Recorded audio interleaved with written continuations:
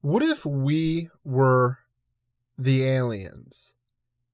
I mean, when you look at other species that we share this planet with, we're very unique in multiple ways. We could just look at some of our closest relatives, the other mammals that we share Earth with, and you can see a distinct difference between us and them. The the biggest thing that sticks out is we're kind of naked. We don't have fur, and the fur that we do have we call hair, and it's relatively not a lot of coverage. When you look at other mammals, that seems to be a primary characteristic that links them together. They have fur, they have coverage. We not so much. Then also think of other mammals. You can think of apes. You can think of bears. You can even think of dogs. Their physical characteristics are much different from ours. I would say on average, those animals are much stronger than humans. And yet, here we are in this current state having dominion over the earth. So how could that be? It's like, what is the difference? We all know what the difference is. And it's our mind. Our mind has enabled us to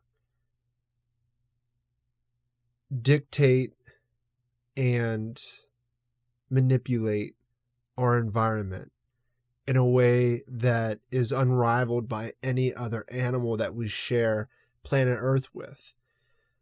And that's what fascinates me about our species, is our capacity, our brain power, our ability to generate thoughts of the future and learn from the past, all within our ability that the mind possesses. And it fascinates me. The question, brains over bronze, is no longer a question. I remember listening to a Jocko Willink podcast where one of his questions were if he could choose toughness over intellect, what would he choose? And ultimately, he chose intellect. Because when it comes down to it, we'll never be as strong as a grizzly bear. But yet grizzly bears don't have washer machines. So when you put it in that perspective, I think brains over bronze makes a whole lot of sense. And you can see what the human mind is capable of at almost every turn, from architecture to business plans, from artwork to making lunch. Everything has its seed in the mind. Everything was generated in the mind first, almost as a simulation to figure out how isolated items or concepts can combine to create something thirdly unique. One of the things that I've been paying attention to as of late is traffic signs.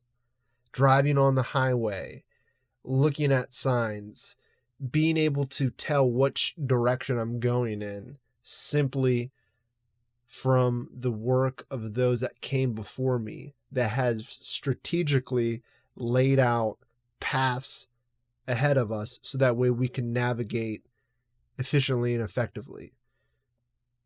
And that planning, that development, all came from engineering, which then first came from an engineer's mind to map out what the best way to accomplish an objective given all the circumstances. But when it comes to the mind, obviously, with modern day luxury, air conditioning, heating systems, showers. I mean, honestly, folks, if you want to see something amazing, turn on your shower. You have fresh running water spilling from the side of your wall. It's incredible. And yes, it's not unusual because here in Western civilization, we're so blessed to have these luxuries. And most, if not all, of my engineer friends could lay out specifically and scientifically of how that process works. But to me, it's still a miracle nonetheless to see fresh running water where there's people in other parts of this planet that walk miles upon miles to find fresh running water. Here we are in the Western world with access to water that spills from the side of our walls. It's incredible. It's a miracle. And you can see these miracles all around us. You can see the power of the mind all around us. But just as the mind is powerful in a positive sense, it also has the capacity in a negative sense. And I've talked about this in the podcast before, the concept of time, of being able to transport yourself to what may come or what has already happened in the past, and how that transportation, even though we could say air quotes are real or reality, they don't physically exist. They don't exist in this present time. And I'm glad that we have the ability to look in the past and have memories and be able to construct a story of what happened before. And I'm very grateful that we have the ability to forecast in the future and create simulations of how things might pan out. But if you're anything like me, very frontal lobe focused,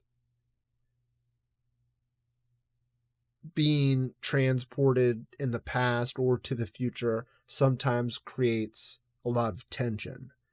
And I believe that tension, stress, anxiety, unhappiness are all things that can't be solved by thinking our way out of them. They can't be fixed by the frontal lobe. These are emotions that can't be worked out by thinking, but they can be felt. And to feel them is to acknowledge them. And to acknowledge them gives you enough space to be in a position to best relate to them. I know my wife and I, we are similar in the sense that we confuse worrying with work being done to solve problems. It's like we care so much about our job, or we care so much about the people in our lives, that when there's something that's out of our control and there's nothing that we can do, what we can do is be stressed. And sometimes that's an illusion of something being done. But that illusion only makes the stresses worse, because at the root of it, they can't be solved. Going back to acknowledging these difficult emotions, acknowledging the negative thoughts, feelings, and emotions is difficult and it's uncomfortable. But with that being said, ignoring them doesn't make them go away. But ignoring them actually takes another source of effort that leads to less progress than simply acknowledging them and moving forward does. So by ignoring them, you kind of just sweep them under the rug and sweep them into a corner that your subconscious mind is semi-aware of. And this has happened to me in several different scenarios in my life, brushing them into a corner kind of just puts them on pause. And I'm always afraid to hit the play button to go back through them and work them out. But it's much easier and simpler to take that effort that you're using anyways, to just acknowledge them and say, what I like to say to myself when I'm meditating and I'm experiencing negative emotions, I like to acknowledge them by thinking or saying to myself, there you are. And then just moving forward in the best way that I know how. Speaking of best ways, I came across a quote by entrepreneur, author James Altucher, who answered a Quora question when it comes to improvement. And he talked about mental strength, and he says that the best way to be mentally strong is to be honest. So all of the fuel in your body can be used efficiently at propelling your brain from strength to strength instead of fighting off attacks on your weaknesses. And obviously, honesty, when you think about honesty, you think about telling the truth to other people. And I've said in this podcast before, that's what I place at the top of my moral hierarchy. But also the flip side is to be honest with yourself. And to be honest with you right now, the times that I've kind of brushed aside the difficult feelings or thoughts or emotions to the side was not being honest with myself. And again, that takes energy and that takes resources to fend yourself from the vulnerability of, I don't know if I can handle the truth. And that's what's the most difficult part of being honest and being true is, can you handle the other side of that? And I'm left to believe that we're all much more capable and much more resilient at handling the truth than we usually give ourselves credit for. And when we are honest with each other and when we are honest with ourselves, we open up resources of energy to better direct it towards making things better. And we can all make things better. And we can all do that by being honest with others and being honest with ourselves. And I've mentioned before, talking about meditation, I can remember reading a book, Sapiens, written by Yuval Noah Harari, who I found out is an avid meditator. Yuval says that he starts each workday and ends each workday with an hour of meditation. So he's meditating 2 hours a day. And one of the things that he had conveyed during his explanation of this was that it's not as if he's sitting in a corner running away from reality. He's actually facing reality in its most concrete form. And I've realized that myself in my meditation practice, reality, air quote reality, is how I'm perceiving the world and the inputs that I'm absorbing, and being able to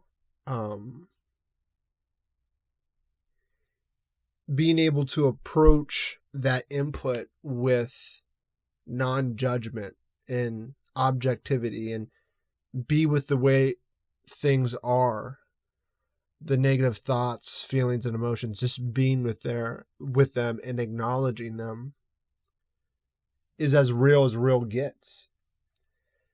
And a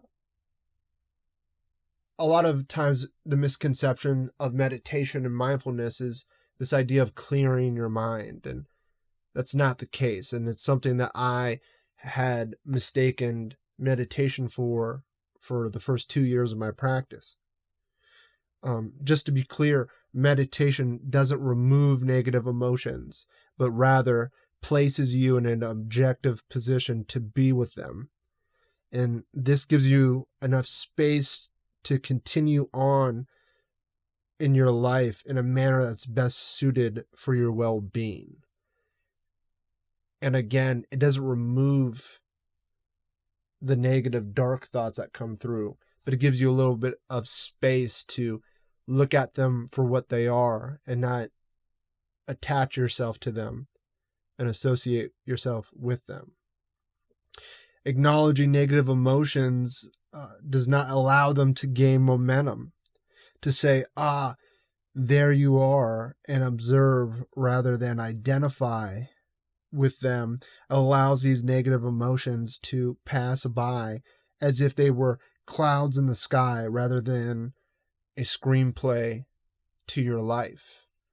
And it's so interesting how things are moving all around us, and all we have to do is just stand there, be still, and be present and observe them.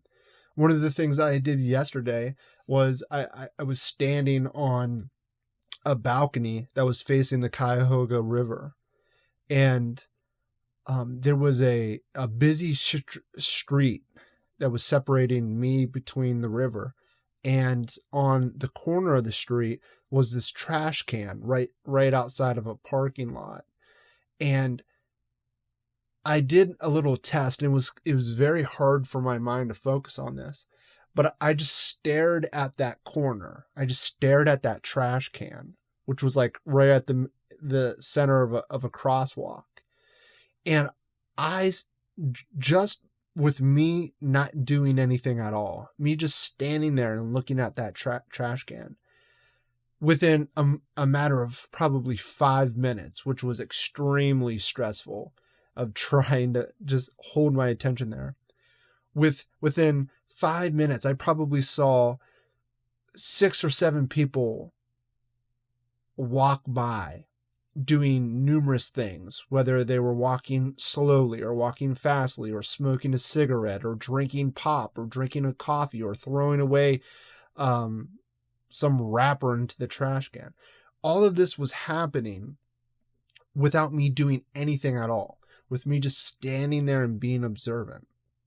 And the same thing goes with the mind. The human mind has all these things appearing into it, and those appearances and what pops into the mind is infinite.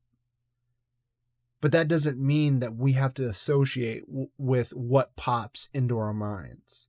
It's much more advantageous to give yourself enough space to look at them and observe them, and use the energy that sometimes is used to judge them.